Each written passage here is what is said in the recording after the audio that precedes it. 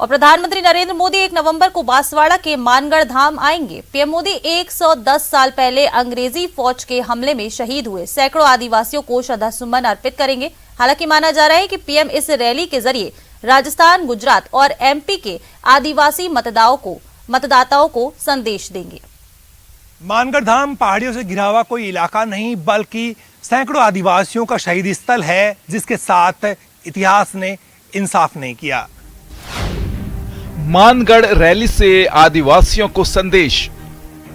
मानगढ़ की वो धरती है जहां 1913 में अंग्रेजों से संघर्ष करते हुए गोविंद गुरु के नेतृत्व में उस हुकूमत के खिलाफ संघर्ष करते हुए असंख्य लगभग 1500 जनजाति के लड़ाकाओं का बलिदान हुआ था। इतिहास के पन्नों ने जिनके साथ नाइंसाफी की, अब उस गौरव और पराक्रम की गाथा में नया अध्याय जोड़कर उसे चिरस्थायी बनाने के लिए पीएम नरेंद्र मोदी मानगढ़ धाम आ रहे हैं। 1 नवंबर को पीएम मोदी मानगढ़ धाम पहुंचेंगे।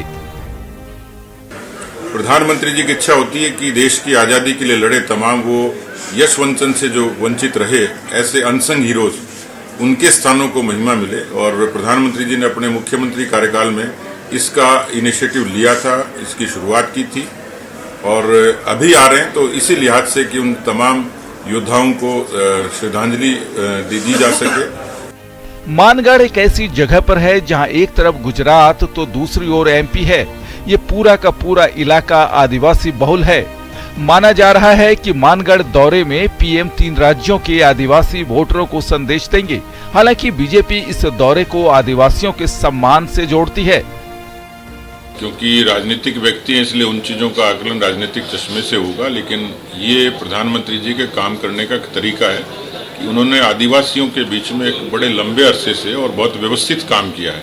और इसलिए जितनी लोक कल्याण की नीतियां हैं उनको देखोगे तो सीधे सीधे जनजाति और वंचित तबके के लिए उनकी नीतियां प्राथमिकता से बनी हैं। मानगढ़ में इसी जगह पर 1913 में अंग्रेजों के जुल्म के खिलाफ गोविंद गुरु के नेतृत्व में आंदोलन की चिंगारी फूटी थी। अंधाधुंध फायरिंग में 1500 से ज्यादा आदिवासी शहीद हो गए थे। हालांकि इन वीरों को इतिहास में ज्यादा तवज्जो नहीं दी गई। अब पीएम आ रहे हैं तो अब सियासी निगाह से उनके इस दौरे को देखा जा रहा है। पीएम मोदी की यात्रा के राजनीतिक मायने को लेकर भी अटकलें हैं। राजस्थान में 95 लाख से ज्यादा आदिवासी आबादी है, तो राजस्थान विधानसभा में एसटी के लिए 25 सीट आरक्षित है, वही 3 सीट लोकसभा में भी रिजर्व है। बात गुजरात की करें तो यहां 16% आदिवासी आबादी है। गुजरात विधानसभा में 26 सीट जबकि लोकसभा की 4 सीट रिजर्व है। वहीं एमपी में विधानसभा की 47 और लोकसभा की 6 सीट अनुसूचित जनजाति के लिए रिजर्व है। कुल मिलाकर मानगढ़ में पीएम मोदी 3 राज्यों की 99 आदिवासी बहुल विधानसभा सीटों के मतदाताओं को सीधा संदेश देंगे। हालांकि एक सरकारी कार्यक्रम है और इस रैली में तीनों ही राज्यों के सीएम और बीजेपी के प्रदेश अध्यक्षों को न्योता भेजा गया है। राजस्थान के मुख्यमंत्री अशोक गहलोत और राज्यपाल कलराज मिश्र भी कार्यक्रम में मौजूद रहेंगे।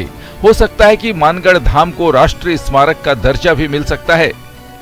मानगढ़ धाम की एक पवित्रता है, एक इतिहास परक बातें हैं उसमें छुपी हुई, इसलिए उस जगह के पर अगर प्रधानमंत्री जी आते हैं, देश के प्रधान सेवक आते हैं, तो एक तरह से उन शहीदों की शहादत को नमन भी होगा, उनके प्रति श्रद्धा भी होगी।